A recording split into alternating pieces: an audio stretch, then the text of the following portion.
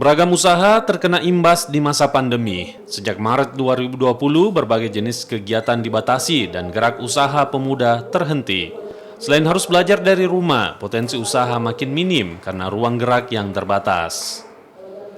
ITSMI dan TGUPP Sulsel mendorong pemuda memandang pandemi COVID-19 sebagai tantangan baru dalam pendidikan dan usaha, agar pemuda tidak lagi harus menjadi pekerja, namun bisa membuka usaha sendiri. Salah satu langkah mengatasinya yakni menawarkan bantuan berupa pelatihan dan peluang usaha mandiri, khususnya di sektor pertanian dan konten digital.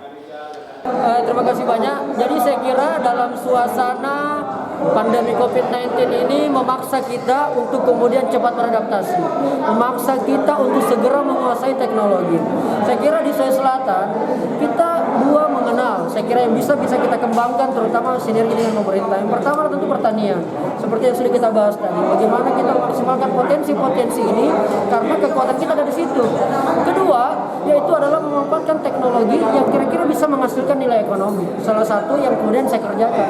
Karena alhamdulillah selama pandemi COVID-19 mungkin pelaku-pelaku penggerak digital, pelaku-pelaku konten, saya kira tidak terlalu tergerus. Kenapa? Karena memang sudah sustain sejak awal terkait mengenai konten kita atau pekerjaan kita yang banyak bergerak di media sosial itu dapat menghasilkan. Biasa sekali karena mereka sudah merasakan bahwa interaksi langsung dengan masyarakat ini diperlukan.